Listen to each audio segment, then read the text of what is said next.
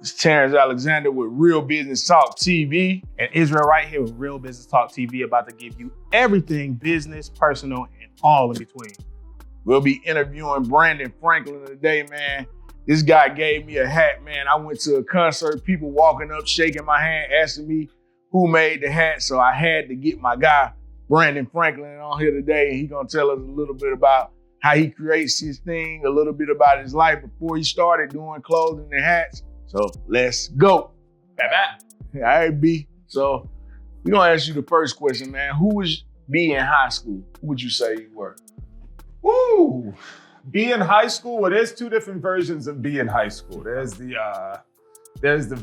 York version, there's a Northeast version, and then there's the South Florida version. You know? I got exiled. Parents' mutual decision to save my life, and I couldn't thank them enough. Just like every kid, early 2000s, believe it or not, I had hair. Wow. I had wow. Yeah. Hair down to the middle of my back, you know what I'm saying? I had the do-rag flow with the Yankee fitteds and the Air Force Ones, the Uptown mids. What part of New York? Brooklyn. Brooklyn all day, man. Let's you know go. what I'm saying? So B in high school was obsessed with basketball. He was obsessed with women, and he was obsessed with, being hard, being gangster. He was obsessed with hip hop. He was, kind of living by the crazy, gritty rules of, the words from Ja Rule, the words from Jay-Z, the words from DMX, these were hype songs as I was walking to school. These were hype songs before a game. These were hype songs before practice. So a lot of these words were just kind of resonating inside of me and inside of my head. And again, when you're in high school, your hormones are raging, you know what I'm saying? So my fashion was tall tees, or as we used to call them, Arabs, which is terrible. We go to Ak at the bodega and we cop a pack of 4, for like $20. And we might have lifted. And absolutely. The NYC jeans, some people call them a Nietzsche, but they NYC. Okay. And like I said, man, in the matching uptowns, my uptowns always had to match my Yankee fitted. And the do-rag was either black or it was white. So you was always in the fashion. Always in the fashion, no matter what. Rockaway was coming out in the jean jacket outfits, and it was a denim suits, pretty much. So how was, when you went to Florida, what was the difference from New York to Florida? So Florida, people didn't even know my name by the time I got down there, because everybody called me New York. You know what I'm saying? Everybody called me New York, you know what I'm saying? So I moved down to Fort Myers, Florida. Fort Misery, as I used to call it, right? So Fort Myers is 2 hours away from Miami. It's 3 hours south of Tampa. It's on the southwest Florida side. And they used to call it Little Pakistan. I'm like, what the fuck? I'm talking a little. That's because 14-year-olds had access to guns. 13-year-olds, young had access to guns. If you saw a gun in New York, it was like, that means you were a real gangster. That means you was about your business. You was gonna go rob somebody. You was a drug dealer. You needed protection. You come down to South Florida, and it was just normal. You know what I'm saying? So our community, it was, again, the same kind of thing where we weren't really perpetuating success. We was perpetuating the hip-hop music. The hip-hop music, also sports. Nothing was really about academics, you know what I'm saying? You had to really, in order to get a decent education, you had to dig for it, you know what I'm saying? And even though my education wasn't crazy coming from New York, as when I got down to Florida, it was interesting because it was almost like we were about 2 years behind. So I'm in class and people think I'm not paying attention or anything, but all of my tests were aced, all of my homeworks were done, everything was, I'm like, I did this 2 years ago. You know what I'm saying? So it was really again, it saved my life because it slowed me down. I had to really intentionally move. You know what I'm saying? I couldn't just wake up one day and be like, should I go to school or not go to school? No, I woke up because I was in the middle of a freaking suburb. I have to go to school. You know what I'm saying? So once I go to school, it's all right, there's nothing else to do but make the best out of this. You know what I'm saying? So saved my life, played basketball down there, ended up getting, a couple of eyes on me. Went to college, which was not even a thought in my mind when I was. What college you went to? I went to Johnson & Wales University. Okay. For the first couple years, and then I transferred to University of Miami. Nice. And like I said, as soon as I graduated high school, man, I couldn't wait to leave Fort Myers. So I went straight to Miami, went straight to Dade County, lived in North Miami Beach, NMB. I had cousins who lived in South Miami. I had cousins who lived in Hialeah, cousins who lived in Carroll City. You know, your boy Ross, Triple C. Okay. So this was also at the time where Ross was starting to, you know, begin his ascension. And this was a very interesting time. Not a lot of people know this, but like Pitbull used to be my favorite rapper. Because before Pitbull was nice, man. It was hard. Pitbull was nice. Like his freestyles, his mixtapes before he became Mr. Worldwide and went to the pop side, he was nice. Dang. And I was like, damn, this was also Lil Wayne's mixtapes was coming out, dropping. And it was just such an amazing, pivotal time in just art, like black people's art and culture scene. Because Lil Jon had one with Pitbull. You remember that? Oh, That yeah. was hard. Oh yeah, he was insane, man. Like he was so nice. And that was, again, like I said, like the parties that we would go to in Miami, like Miami is nothing what it was like. And only 10 years ago, Miami was completely different, man. So, you know, I was always always had an entrepreneurial mind, you know. But So tell us a little bit about your entrepreneurial mind when you was in Florida. What did you do? Like what kind of job or what business did you start? I started selling weed. Okay. That's a hell of an entrepreneur. I started selling drugs, for lack of Yeah. better words. Yeah. You know what I'm saying? So it started with weed in Fort Myers, and then it got into, you know, bigger stuff when I got to Miami because the market is just completely different. And it was open. And like I said, I was a college kid. So all of my customers lived on campus. You know what I'm saying? So as soon as I moved on campus, like I got pretty much profiled by private security on campus. You still had the hair and everything? Oh yeah, like do-rag, the braids was coming out. I was going crazy. I'm still in New York for real. Yeah. And then once I get there, I meet more New Yorkers who came down to Miami to go to college, because now college is international. It's not high school anymore. It's not this small town bit. Yeah. Okay. So I meet these kids, you know, we end up like, you know, getting to and I was just like, well, actually, I'm from New York, but I got Florida connections. You know what I'm saying? So I became the man on campus. You know what I'm saying? And then I got my freaking dorm raided one day, and thank God. How was that? You got your dorm? I ain't had nothing in there. Did I'm sitting there looking at them like, y'all are stupid. Because I got the drop on y'all. Y'all ain't got the drop on me. Right. I moved my shit like my shit's in my car. If y'all want to search my motherfucking car, You need a warrant. Exactly. You don't need a warrant for that. There you go. Yes, sir. Yeah. Yes, sir. Yeah. So after that, man, I moved off of campus because I was like, y'all ain't making money. And then I went to jail. How long was you in jail? I was in jail for about 10 days. Okay. And how much money were you making during that time? Was it like a substantial amount? Oh yeah. I was putting in my pocket about 10 grand a week. Ooh. As a 19-year-old, 20-year-old. 22 is when I stopped, because 22 I left Florida. Yeah. 22 is, you know, I was just like, I have to get out of this. Was it This is hard just leaving crazy. the game? Was it like No. I was scared crapless, man, Yeah. by the time I left. You know what I'm saying? Like, I was scared of jail. I was also scared of competition. Like, you know, because now you're making money. Right, so right. now you got people looking at you. true? You know what I'm saying? And especially when you're making illicit, illegitimate money. Right. Anything goes. It's the Wild Wild West. True. When you're making money legit, people ain't gonna come at you all crazy unless you know, are putting yourself out there. Yeah. You're selling diamonds. But You walk around with loose diamonds. Yeah, you gotta look over your shoulder every day. Yeah, and I was just like, man, this is not for me. Like, I had my house ran into, and my roommates like held like one of them we thought was like taken, and they made him strip naked. They scared him crapless, and made me strip naked. Like this was just crazy. They robbed us, and then after that, I was just like, you know what, this is not for me. Gotcha. So I got a question. Like, was your parents like? What did your parents do like growing up? So my dad, I didn't meet my dad until I was like 15. Okay. I was raised by single women. You know, same song, same story for a lot of us. You know what I'm saying? And my mom was a hustler. My mom was, you know, mom's had, you know, plenty of different businesses. She was an entrepreneur as well. Okay. She's from New York. No, she's from Baltimore. Okay. So half my family's from Baltimore, half my family's from Brooklyn. Oh, okay. So the grittiest of the gritty, the grindiest of the grind. You know what I'm saying? What you said? Yeah. Baltimore, real. like so West Baltimore is where my mom, my uncles hail from. And I grew up going to jail visiting my uncles. You know what I'm saying? And it was almost like an example. I loved them so much. Excuse my language. Sorry. Oh, you just real.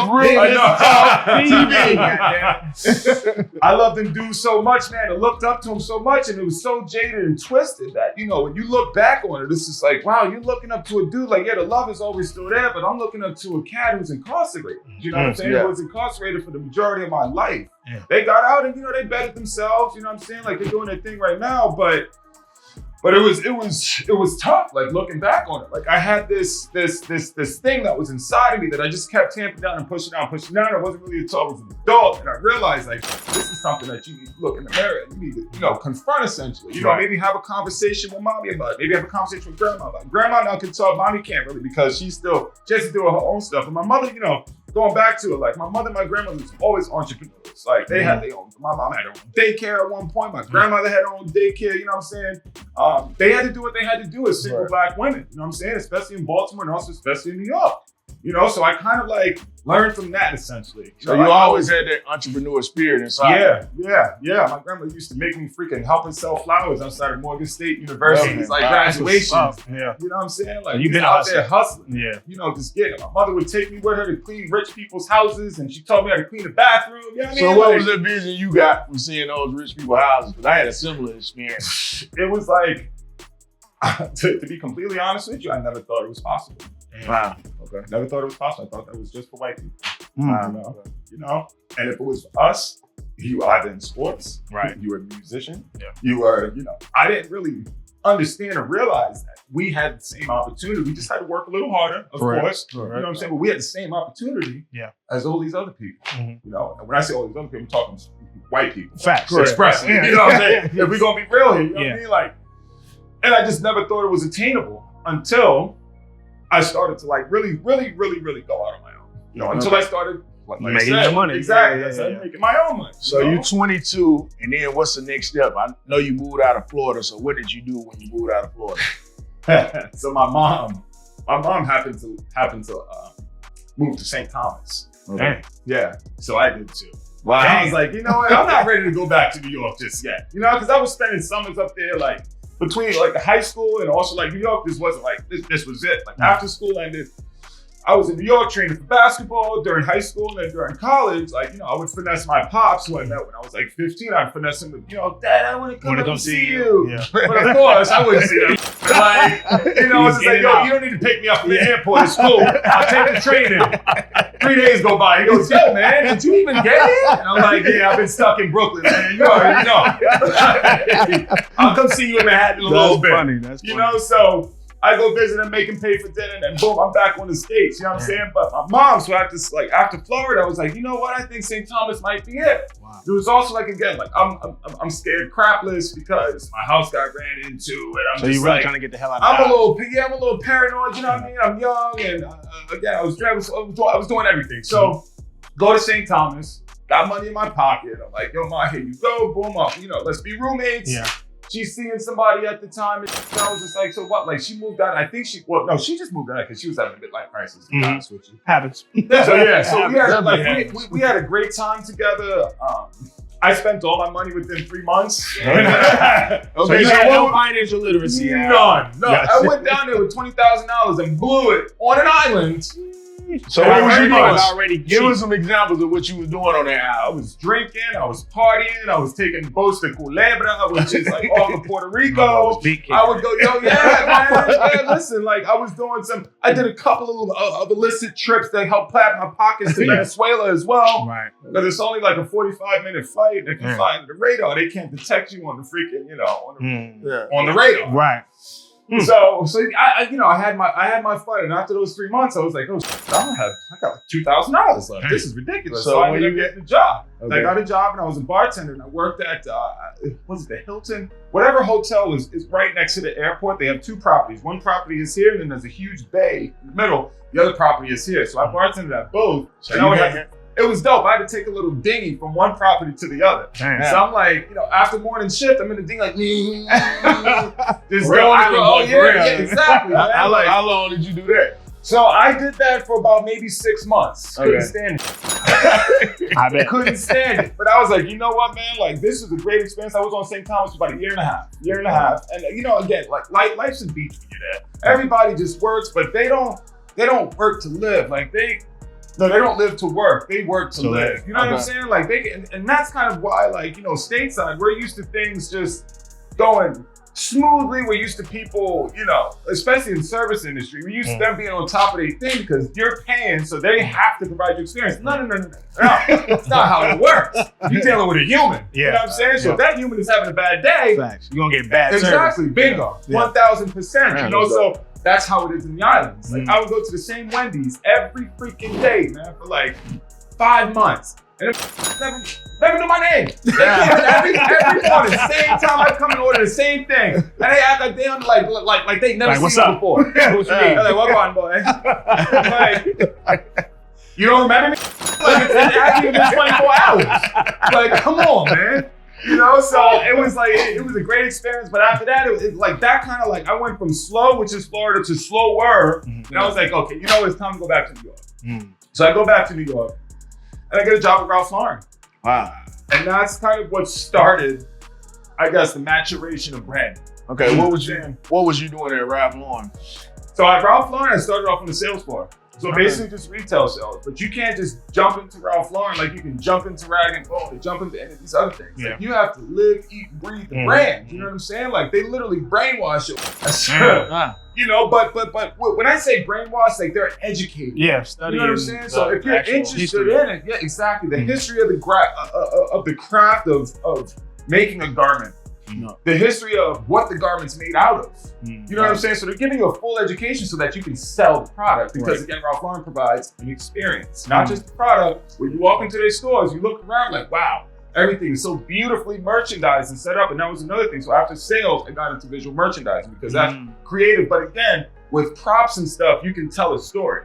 So depending on whatever, because I can sell in your store is just amazing. Yeah, it's an experience, and every little thing is telling a story about myself, about my beliefs, about my brand, about what goes into every product that's purchasable over here. From Nina Simone, Black Gold, to be Young, Gifted, and Black. I want every person to come in here, whether you're black, white, purple, Chinese, or Russian, to look at that and be like, oh, okay. And then this man.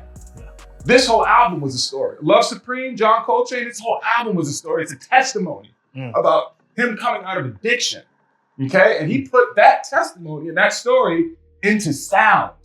You know what I'm saying? So, like, it gives me goosebumps thinking about it. Like, when you can actually take something and activate your senses and tell a story through your senses without using the gab, you know what I'm saying? That's, you let the picture tell a story. Exactly, because that's when your heart, your mind start to connect. You know, it's not just physical surface crap. You know what I'm saying? Like it connects to your spirit, it connects to your soul, to where you understand it. You're not just like, okay, you understand it. You can feel it. Bingo. You actually feel it. Yes. Bingo. So Ralph Lauren was like first. How long did you work at Ralph Lauren? I was there for about 5 years. So it was sales floor at first. So that was your longest visual merchandising. That was the longest tenure that I had. Yeah, aside from working for myself. Well, actually no. Because after Ralph Lauren, I left just kind of in search for something a little bit more, what's the word I'm looking for? Engaging? Engaging, yes. Engaging, in depth, hands-on. So I wanted to make stuff, you know what I mean? Like I loved all the stories that they were telling, but I'm like, I wanted to design. Yeah. And you hit a glass ceiling at Ralph Lauren. There's hardly any black designers. It's like a sweepstakes. If you want to be a designer at Ralph Lauren, we got one in fucking 10 every 10 years. Which one is going to be? You know what I mean? So I was just like, man, that's for first. So you say Ralph Lauren is a racist company, basically? Kind of, yeah. But you know what? It's we could say racist, but at the same time, like, it's just the way that the construct was built. Unfortunately, so it was built on that. You know what I'm saying? It's just like how Europeans view racism compared to Americans. Europeans don't realize it because it's been implemented for hundreds, possibly even thousands of years. You know, I went to the Netherlands. Do you still wear Ralph Lauren? Do I? I'm like, what actually? I kind of dress like it, but I don't. No, I haven't bought any polo in ages since then. Okay. I refuse to buy that full price. So if I don't know nobody there, or if I ain't working out, I'm not paying $150 for a polo. Fuck out of here. Absolutely not. So I'm like, damn, do I still like it? And if I do own something that's Ralph Lauren, it's old. It came home when you was working there. Bingo. Bingo. But a lot of that stuff, actually, I do have a shirt that's Ralph Lauren. It's like torn up and tattered. And you said a shirt. Yeah, a shirt. Yes. And I still like wearing it, but it's like I said, it's so messed up. And I got actually one of my favorite pair of jeans is upstairs. upstairs. My wife won't let me wear them because it's so effed up. So I have them upstairs because I'm gonna cut them up and make a piece out of it. I'm gonna use the remnants, you know what I'm saying, to make a piece out of it. But yeah, no. So y'all see that he built his own thing. He don't. Yeah, absolutely not. And if I had the patience enough to like make clothes, I would. But I don't. That's why I make hats. So that's also kind of like what got me after Ralph Lauren. I ended up meeting, through just New York, and I went to bartending. Just again, you went back to bartending, so that's something you fell back on. Mm-hmm. Yep, and bartending's great because bartending. There's a bit of creativity that's involved in it. You know what I'm saying? It's definitely an art. Tapping into someone's senses. So you're tapping into smell, you're tapping into sight, you're tapping into taste. Absolutely. And sometimes you're tapping into texture, depending on what it's served in. You know what I'm saying? So I love that. You know what I mean? I love getting people drunk. I love getting drunk myself. Yeah. You know what I'm saying? So you're an artist, like on every level. I guess you could say that. Yeah, I love to cook. I love to make drinks. I love to cocktail. I did I consulted a couple of different bars when I was in the food and beverage industry in New York, and that was kind of like legit. Like it was almost like going back to high school. Not high school, like college. I was making like 10, 20 racks on a week. I was making about 8 to 9 racks a week, bartending, being a doorman in New York. Wow. Okay. So at the hustling. Oh, I was hustling, man. And it was really tough to leave that. And this was, to kind of back up before I got into the bartending industry, back into it, if you will. I worked for one of the oldest hat shops in New York. Okay. So that was where I found my diamond in the rough. So how long did you work at the hat shop? What was your job? About 6 years. So my job, I came in and forced my way into a position. So I walked in and basically picked up a broom and just started sweeping. And I was just like, you gonna pay me. Like, I don't care how long I gotta work. What made you choose that spot out of all the? So I met this guy. His name is Orlando Palacios, and we'll get to. I'll separate. We'll get to why we're gonna each other. But I meet him, and I was at. I think it was my dad's 40th, or my dad's 40th, like 50th. It wasn't his 50th. It was his 40th, I think, or a birthday party. Who cares? And this guy Orlando's there, and he's the only person that kind of doesn't blend in with the rooms. My dad's in finance. My dad's completely opposite of me. Like he is wealth management. He's JP Morgan. He's like climbing the finance ladder. Like this is how you gotta be successful and black in America. So and I'm like, God, no, you don't. No, you don't. So I'm like, so I meet this dude, and I'm bartending my dad's birthday, and I see this dude like he has a freaking mohawk, like crazy curly hair. He's wearing combat boots. He's wearing like just wild. So he interesting. Oh yeah, and I'm like, yo, who is this dude? Yeah. So we come to board as a drink. We spark a conversation. He goes, I'm like, yo, so what do you do? He goes, well, I'm a hat maker. And I'm like, so you're a what maker? Right. He goes, I own a hat shop. And I'm like, what?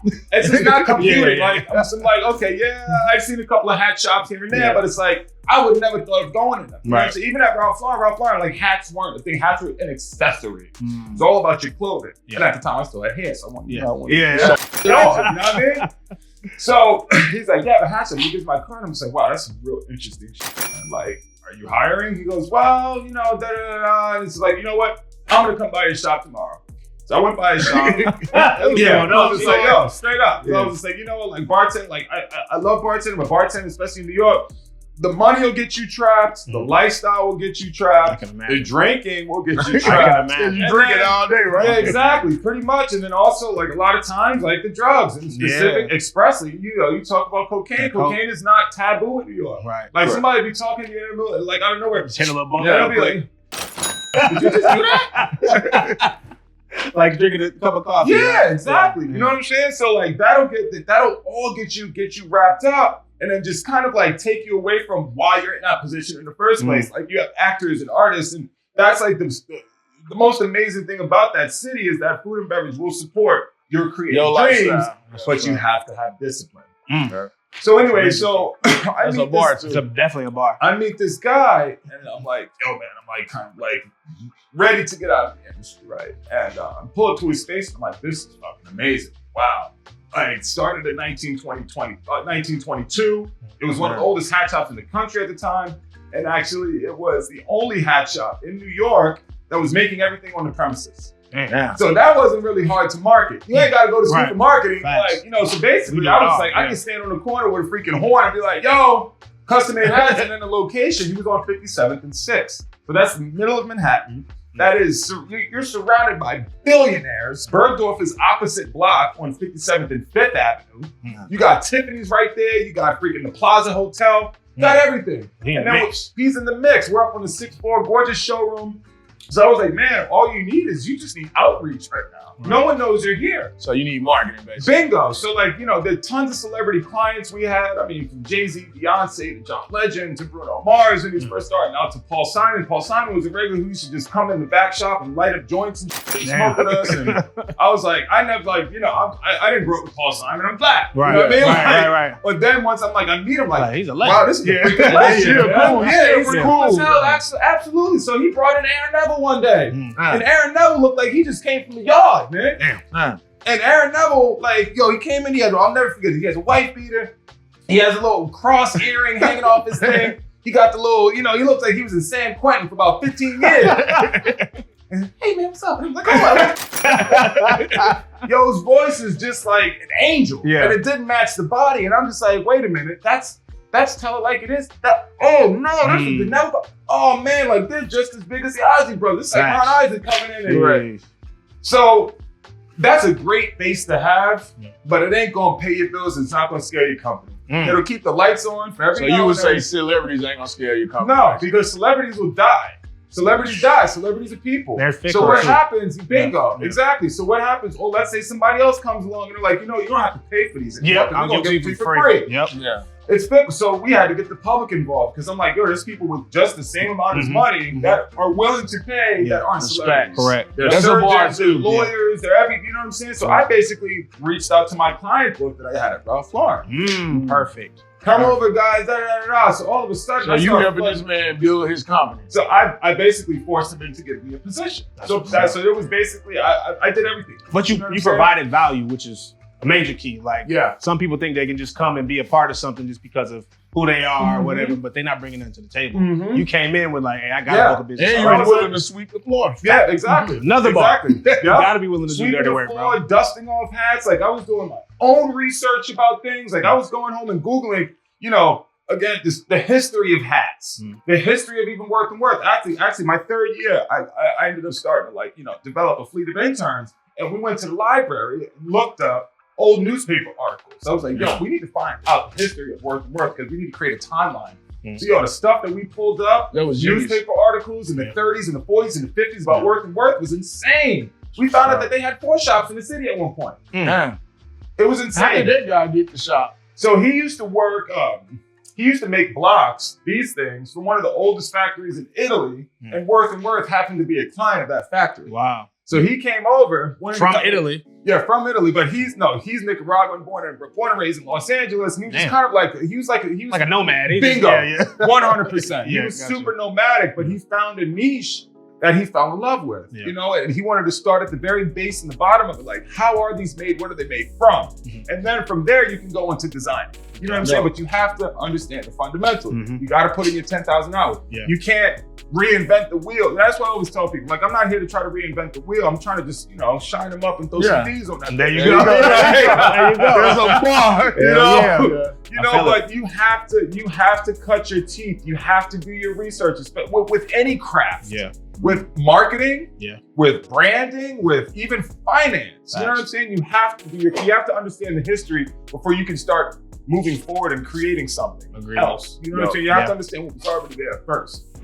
So he bought the business, or what? He inherited the business. Wow. So the business was doing very bad. Like they had a space on 43rd and Madison, which is now Grand Central Station. So you can only imagine how expensive that rent is. You can't sell enough hats unless you're selling keys out the back to afford that rent. Like the bookhead. Bingo. So he inherited the business. He ended up basically changing the business name, starting a different corporation, and he was doing business as. So we still had, you know, Worth. Exactly. And he still had the client books and the client list. Now, again, 1922, there's a lot of clients that died. You know, there's a lot of people. Polio and all kind of shit. Yeah, exactly. For real. The Great Depression and shit. They go way back. So my job, once I got there, because he ended up basically consolidating everything down into his apartment, and that's kind of how, it's funny, it's almost like a mirror example of how I started, because he didn't give me anything when I first started, you know what I'm saying? Like, I just started this shit in my fucking apartment, like my living room. But that's essentially how he started. He started with like, but he also he had the name, and he inherited somewhere around like 40,000 hats. Wow. 40,000 vintage hats. Which as well. equal, how much did it equal in money? Bro, so like you say, times that by at the low end of things, 250 per hat. So he's at a couple million. Yep, couple million in inventory. Yep, 2.3 or something crazy like that. So all that inventory basically lasted him. Like he had it when I got on board. What year is this? So this is 2009. Okay. When I was with him, and at that time, I think he had just hit his 8th or 9th year of owning the business, you know what I'm saying? And he'd been working through these sites, so he didn't really have any fucking overhead. He didn't have to pay for materials. I mean, he was still making stuff custom, but, you know, he had a lot of hats to tweak and go off of, exactly, and just sell to people. He had whole lines of stuff, so he's fashion just go in a circle. Exactly. So, you know, he was doing stuff the old school way, like still sending out paper catalogs of people, and I'm like, nobody wants to see this shit. Right. Like, this is like, do you ever heard of the internet, bro? Like, come on, you know what I mean? So you can't be afraid to change. Exactly. And you know what? He wasn't. He was just like, as long as you had the responsibility and the drive and the gumption, and I did. I was young and I was hungry, and I was like, yo, he gave me the keys to the car. Yeah. So I was like, I bet. Like, this is what it feels like to run a business and be in charge and be the boss. So I did that. I was working 6 days a week for like 4 years straight. So I had 4 days off a month, which was terrible. For my relationships, and you know, listen, we had fun and everything, but it was just like, it was time to be like, yo, you need to invest in me more. You need to invest in your company. You don't need to be off to Panama and research and development. Right. You need to run the business. Yeah. You know what I mean? Yeah, I had interns, and then there were 2 other people who we had in the back. We had Kathy, who was an administrator, and then we had somebody else who was doing like a lot of the production. So you was the Meanwhile, I was doing everything. I'm doing production, I'm selling, I'm out pushing the brand and the business, collaborations and partnerships. You know, we did this, I got us into this thing called the Jazz Age Lawn Party, which was a super, super popular event in New York. And they have this basically like for 2 weekends in the summertime, Saturday and Sundays, they have this thing on Governor's Island, which everybody dresses up like it's 1920s, and they have the floor. So they bought a lot of hats. Oh my God, I was set, dude. Those hats was big in 30 grand in a weekend, man. Like that's what we was averaging. And I was bringing that back, and he would hardly ever be there. And what was he giving you out that 30 grand? My regular pay. So I'm making, you're not getting maybe commission on nothing? $650 or $7 a week. 100? No. Yeah, But you're learning at the same time. But I'm learning at the same time, and I'm like, okay, you know what? Like, this is gonna eventually get up to here, get up to here, get up to here, and then, you know, I kept hearing this word, sweat equity, and I was just like, you know, he would never do me like that after all of I'd done. I looked up to him like an older brother, and even kind of low key like a father. You know what I'm saying? Because I never really had that type of figure.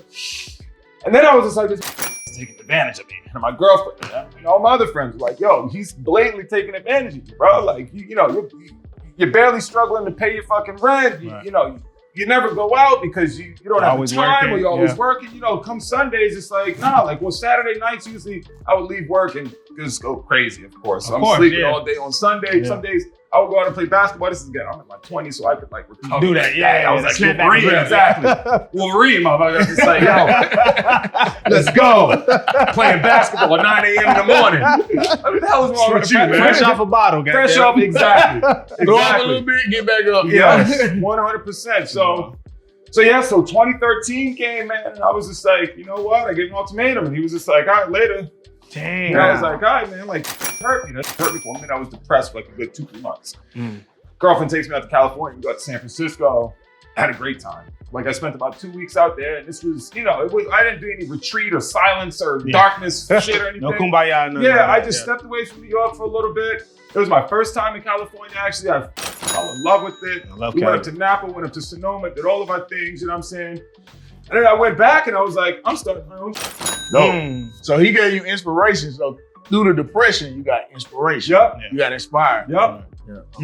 100%. So 2014, that's when B.M. Franklin Co. was born. That's what's up. And I partnered with one of my really, really, really good friends whom actually I hired to do the rebranding of Worth and Worth. Yeah. So they did the rebranding, but my boy was working for a company at the time who was basically kind of doing the same thing to him. It was a creative agency. Yeah. And him and his sister were like, yo, we're planning our escape. We'll do this for Worth and Worth, but we're going to bounce and we're going to start our own thing. And it's called the Charles. Now they're wildly successful. That's Black owned, brother and sister, Jamaican descent. Shouts out to them. Shouts out to Make some noise.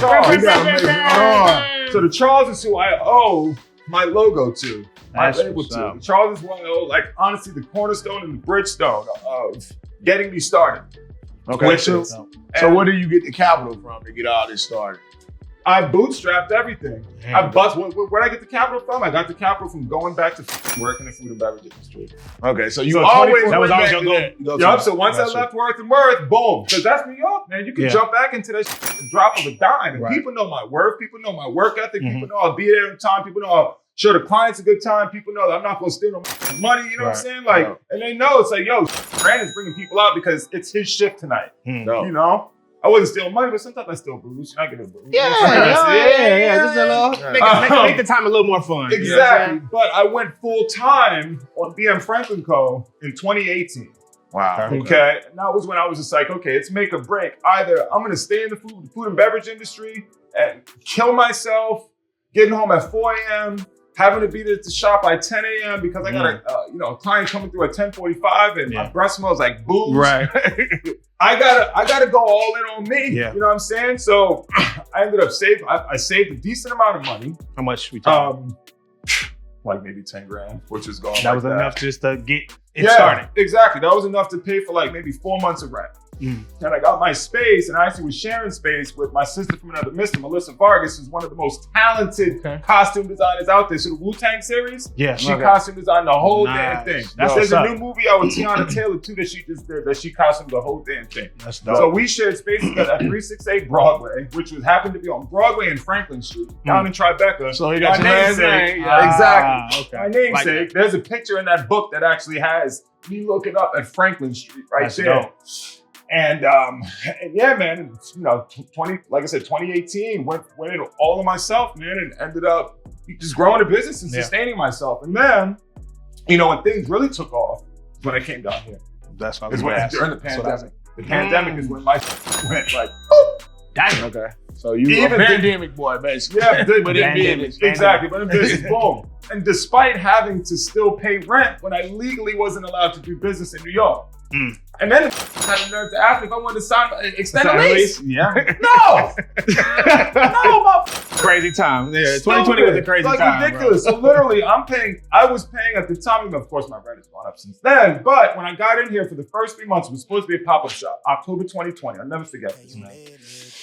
Had only been to Atlanta, boots on the ground, that previous June for a walkthrough, and it was raining the whole time here. So it honestly looked like there was a pandemic in Atlanta. Yeah. It was raining. Yeah.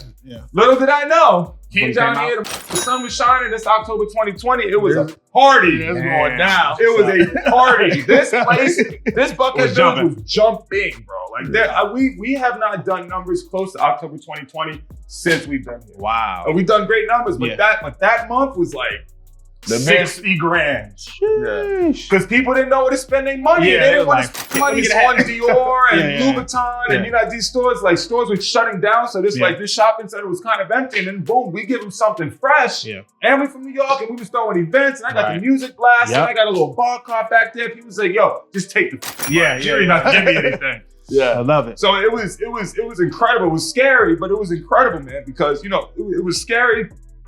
One, because coming from New York, like COVID was very real. A lot of people died. Yeah. Like I'll never forget seeing 26-foot trucks with body bags in them, bro. Man. They're refrigerators. God, man. This is, it's unlike anything I probably will ever see for the rest of my life. Hopefully, not on wood. Yeah. Hopefully. You know what I'm saying? God bless Turkey, like that whole. Yeah. It's just like, it's crazy. But, that was scary. And then, from a business standpoint, it's scary when your business hikes up about 350%. Because now you're dealing with money. Now you're paying taxes where you're like, talk about it. I have never had to do this Talk about before. it. Yeah. Like the money we're making in New York, yes, it's growing the business, it's sustaining myself. It's sometimes paying an assistant, you know what I'm saying? But it wasn't, $500,000 a year. Right. Yeah. It wasn't even It's a a $250,000 a year. Yeah. It's a It's a big big difference. The lifestyle You gotta change. change. Yeah, exactly. You got your lifestyle changes. Your mind changes. Your business has to change. You can't be no damn LLC making $250 grand a year. That's fact. Unless you want to pay taxes like You're gonna get taxed one time. Exactly. Yeah. Yep. You're gonna be paying $20,000. That's Yeah. gonna be your tax bill Correct. because you didn't incorporate. You know what I'm saying? So it was a lot of just organization. There was a lot of step back. There was a lot of relearning. Unlearning, How to relearning. do business. Who am I as a person, as a businessman, as a man? What as a would you say creator? you found out the most about yourself during that time? Like when everything started going through the roof. My ability to continue to learn. That's what's up. You know, my discipline to stop because I'm a creative number one, number two, and number three. You know what I'm saying? And now I'm a father. Now I'm a provider. Now I'm putting food on Woodrow's table. Yeah, how's the work-life balance with you being a father and having the business? It's good, man, because when we first got down here, my wife was fully involved, and it wasn't until about 5 months into being here to where she went off and got her own job, and that's just kind of like again, you know, the household's steady paycheck. You know, I mean, this is obviously a steady paycheck, but then there's so much other stuff that you have to pay for. And it's a startup. And it's somewhat of a, exactly, Yeah. you know what I'm saying? Even though we've been, you know, here 2014, like business didn't really become business until we got here. And So it takes some time to build So a company. 2014, It it does. didn't happen until 2020. So 6 years of just grinding Yup. just to get to that. 300 square foot space in Tribeca. Actually, I didn't get, like I said, I didn't get that space. Like 2014, I was in my living room. 2016, I was in my bedroom and my living room, but I had broken up with my girlfriend and moved to the projects on the Lower East Side because I had more space and it was cheaper. People were like, you live in the projects? Sure I'm like, do. yeah, when you're in New York, when you're in New York, you're like, absolutely. I got more space and it's cheaper. Yeah. And I was living on the river too. So like I'd open my window and I see the Williamsburg Bridge and the river. Come on, man. Brooklyn there? No, I was in Manhattan at the time. yeah, So when okay. I first started off, I was living in Chelsea, and I slowly made my way down. So at first, when I first started working for Worth & Worth, I was on 52nd and 2nd, which is like Murray Hill, Turtle Bay, a lot of like frat bros and white kids, like that shit, like Upper East Side, if you will. But I was very close to Worth & Worth and on 57th and 2nd, walk to work. Then I moved down to Chelsea, and Chelsea's a little bit more contemporary. Chelsea is known as like the gay neighborhood, right? Good. But now the gay neighborhood has kind of moved up to Hell's Kitchen because all the old gays don't want the young gays, and they fuck the neighborhood. You know what I mean? It's a different type of gays. Yeah. Exactly. So Chelsea was it, and then after Chelsea, I broke up with my girl, and then that's when I moved to the Lower East Side. So it was like uptown, then further downtown, then really downtown, and Lower East. Ooh, she's about to hit. Sorry. It's so entertaining watching people that know how to know. I don't care. She's literally about to freaking run into that pole. Anyways, Tragic. sorry. So it was 52nd Street, then it was 24th Street, then it's Lower East Side, and then it was Brooklyn. So Lower East Side, like by that time, I had just moved into my new space in Tribeca. So I could, you know, on a nice, decent day, I could walk. There was about maybe 20, 30-minute walk. And then after that, I found like I got a better opportunity in a bigger space because also like our projects, like basically the project police found out about us. Damn. Like the dudes whose name it was in was my homie's uncle, and my homie's uncle lived in Orlando. Oh, hell. Yeah. So he was like, "Listen, y'all, I'm not about to go to jail. Exactly. Get out." Hell yeah. So we had to bounce in anything, you know, we had to bounce in all of that. And then I ended up moving to Brooklyn, and I found this space on Craigslist, and I ended up meeting one of my brothers to this day on Craigslist. And we was the first two, like again, for us, we have a motto: risk equals reward. Okay. So we jump into this 5-bedroom brownstone. Damn. In Bed-Stuy. It was just the two of us, and we're like, you know what, man? Let's go. Like we'll find 3 other people to rent these rooms out, and we ended up doing it like 2 months later. But we're in this big empty brownstone. I moved all my stuff downstairs. Like we had an upstairs, we had a washer dryer, we had an outside deck. We had like that's unheard of in Brooklyn. Oh yeah, you was living. Two and a half bathrooms. I'm like, yo, this is life. Yeah, I love it, but it's a mess. It's a man. We can't afford. Like we can't afford the furniture. What we doing? You know what I'm saying? But we gonna get some. But we gonna get it exactly. Yeah. So we ended up, you know, it was a moving process, and I moved all of my stuff to to my living room there before I started building out my space in Tribeca. And then as soon as before you know it, space in Tribeca is built out. We have roommates in Brooklyn. Everything's going great. I'm betting on myself. Airbnb was another milestone in the business. and kind of elevated us because they introduced this program called the Airbnb Experiences. So that's where the Art of Hat Making experience was birthed. Okay? That's one of our streams of revenue. That's one of our, basically an experience that we're selling people, where we walk them through the history of hat making. We walk them through the history of the tools that we use. We walk them through the history of the materials that we use, the rabbit, the beaver, the cashmere, and then we make a hat live in front of them. And try to get them involved in the process. You know what I'm saying? Then you're gonna close them. Yeah, bingo, exactly. So they get 15% off at the very end of it that they can use up to a year. So basically, you pay $100 for this class. If you buy a hat, your $100 is almost like a deposit to your custom piece. Understood. Right? So Airbnb came through, pitched me the idea, and I was like, this is genius. Yeah, absolutely. Yeah. So I started off with them doing this, and then they basically put me into the national campaign. They had a commercial. Wow. And they had me represent Manhattan. That's dope. They had somebody else represent Queens, like a Greek food tour. These twins, Dynasty and Soul, who I love to this day, they represented Brooklyn, and they had like this jewelry making experience. And dude, like the commercial went live during the football season. I'm in the bar with my homies watching football. We filling out our Super Bowl boxes. We bet, we doing our thing. And they look up, and I'm like, oh, Brandon, what the fuck? Is that you? I was like, it is me.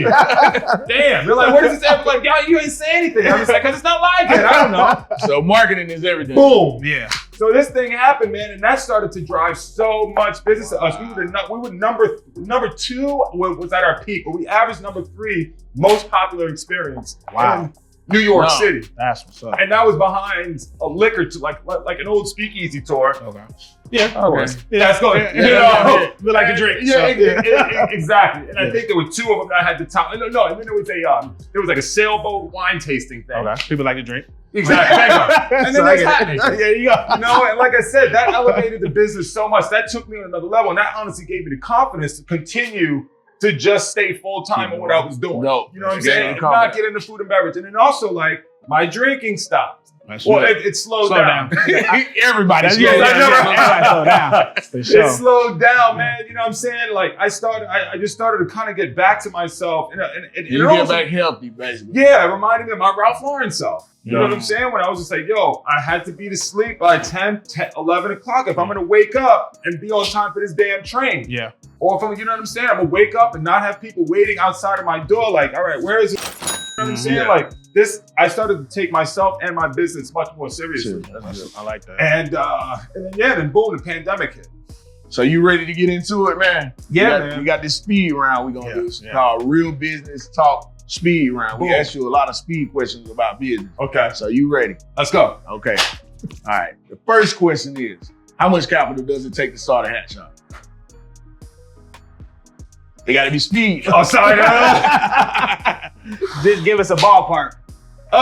50 grand. 50 grand. Okay, with that 50 grand, how long is it going to take for you to run out of money? If you ain't making no money. 2 weeks. 2 weeks, okay. So, okay. All right.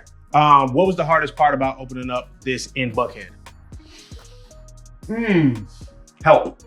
Explain. Yeah. Assistance. Okay. People. Okay. People buying into your concept and not wanting to shit for themselves. Gotcha. You know what I'm saying? Especially when you're young. Gotcha. You know, when you're young, you want to hire people who look like you and are the same age as you, look at you like competition.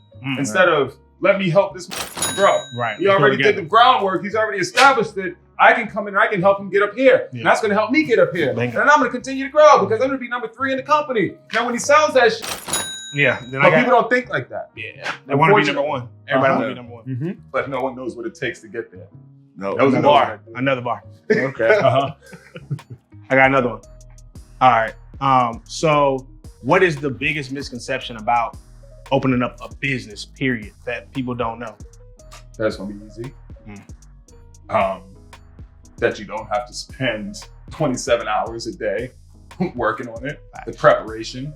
The preparation is the major thing, and the continuous preparation. Right. You have to have a plan, but that plan will always require tweaking. Yeah. Okay? Because the same plan to get you to level A ain't gonna be the same plan to get you to level B. True. Okay? You know what I'm saying? So you always have to continue to learn. Continue to learn to tweak, because you also can't change your plan if you're not learning, if you don't know how to. You know what I'm saying? That's true. So as you ascend to next levels, you always have to continue to seek new knowledge. I love it. Okay. What do you do in business when you don't make any money for 6 months? I cry. I can understand that. But listen, the answer to that question is that don't happen to me. There you go. I'm never going 6 months without making no What money. about a month? Not even, never. Hustle. Never. What about a week? Never. Well, you Never. Maybe ask me about an hour, maybe an hour, maybe a day, but never a week, never a month, because there's always something to sell. Like I said, I tell people when they come in here, like everything's for sale, including the air. Everything. You know what I'm saying? Like I'm selling you this is like this product, this can be burnt up, whatever, run over by a truck, lost at sea, stolen, whatever the case may be. But you know what? That experience that you came in and had when you were designing that piece with myself or with Woodrow or one of my other assistants is going to be emblazoned in your mind. Yeah. Until you get like amnesia. Yeah. Right. So I know you made a lot of money in the pandemic. What was the craziest thing you bought in the pandemic when you was making all that money? A car.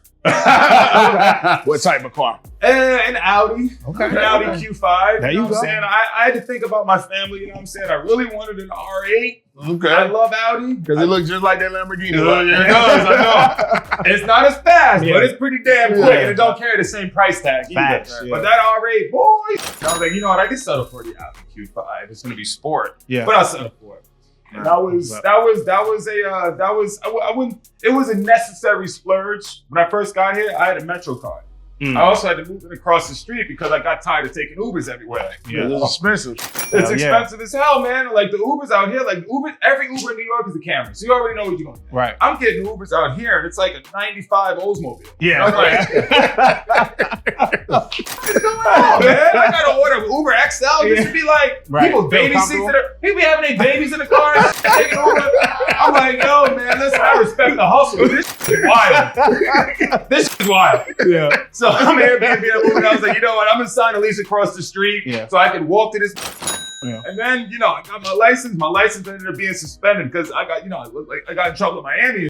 But when I moved from Miami, moved to St. Thomas and then back to New York, I was like, man, license. You don't need license. License. Get on the subway. So then I go to get a license here. They're like, sir, you gotta retake the test. Yeah, no, I had to retake the test, but I had to call Florida to get all my shit situated. Clear, So they like apparently I didn't know, like, you know, going to jail is like a hotel and make you pay a jail stay fee. Damn. Yeah. Oh, that's crazy. Yeah, and then if you don't pay it, then they suspend your license. So I got my sort license. of like child support. Bingo, 100%. 100%. And it's a construct to keep us like this. You know what I'm Pay saying? or stay. Bingo. So the first car I got, I was online, and this is like even before I got my license, I had a learner's permit, which is also why, like, hats off to Georgia because, you know, you play by the book, but you don't. So let me buy a car with a learner's permit, bro. They So didn't even look at it. they didn't even look at it. No, well, also it was on Carvana. Wow. So I You do clicked my everything way. online. I clicked my way to a car, and I was like, Is it? They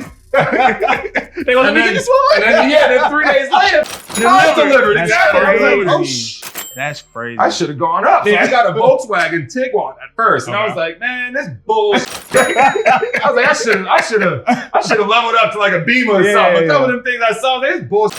So about maybe a month it was weeks after my child was born. We're driving this car. We're going to pick up my wife and I. We're going to pick up her sister from the airport. Thank God the baby was at home with my mother-in-law. We go to Accelerate. You know where Piedmont gets on the 400 and that light that's right there? So I go to Accelerate to get on the light and something just goes. Oh. The car fills up with white smoke. This shit won't go over 40. I got people blazing around me. And I'm just like, yo, this is crazy. Every time I try to put the gas on, the car's violently shaking. Wow. I'm living it. Yeah. I'm also scared. I'm cursing. I'm punching. Still, my wife's like, you need to relax.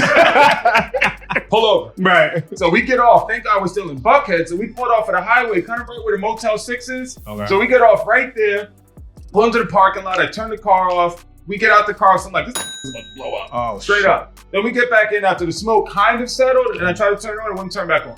Yeah. So they come in and found it. Yeah, so they came and oh, just take it to Volkswagen, And these is like super nonchalant, like, oh, you just had a faulty fuel injector. So I'm like, basically tell me I could have blown it up. Yes, you gave me I a could have literally bum-ass blown it up. And my daughter could have been in the car too. Right. So I was like, you know what? Y'all can keep that bullshit. Yeah. That car. Yeah. And that was the end to let my wife give me Let's go. She let me get the option. The level up. She let me get the option. Yeah. That was just like, all right, this is what I wanted in the first place, man. Yeah, it all worked out as supposed to. Yeah, so that was long and short of it. That was the biggest splurge so far. Okay. And then Except for Pond City Market. Pond City Market was another splurge, which is our second location. dope. Okay. You know, if I can splurge on something that's going to continue to make Yeah, more that's an money. investment for sure. Mhm. Yeah, that's a investment. Mm-hmm. What you So got? we got the last and final question. Give a principle to our viewers to use in business. Patience and persistence. Don't get knocked down because something doesn't work. Relevance is gold. The longer you stay relevant, the longer you stay on people's minds and people's faces, you have no choice, no option but to continue to grow. Unless you're doing negative in front of people's faces to where they're gonna, Kanye West you or something. Right. You know what I'm saying? But patience, persistence, and relevance, man. Like that's the number one thing. Why you see, in my personal opinion, aside from people not wanting to take risks, is people give up way too easily. You know what I'm saying? I like that. Respect. You know, your tools get sharpened by the struggles you go through. Right. Your tools don't get sharpened by the successes you have. They get sharpened by the struggles you go through. Because if you can accept and chew on those things as lessons, you have no choice but to get better, right? Patience, persistence, relevance. Let's go. Thank you for tuning in to Real Business Talk TV with my boy B. Appreciate you, B. Appreciate y'all, brothers. Absolutely. Let's go. That was dope. That was man. amazing. Yeah.